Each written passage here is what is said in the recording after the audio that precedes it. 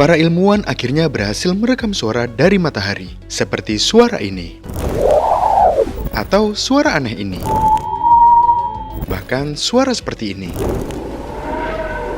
Suara-suara itu tadi direkam dengan prop seperti ini yang diterbangkan mendekat ke matahari, di mana prop terdahulunya tidak mampu melakukannya.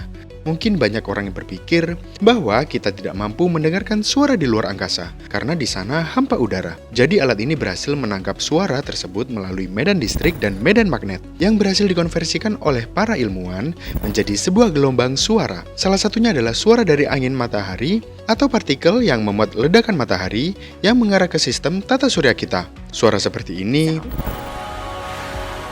datang dari kecepatan dari angin matahari.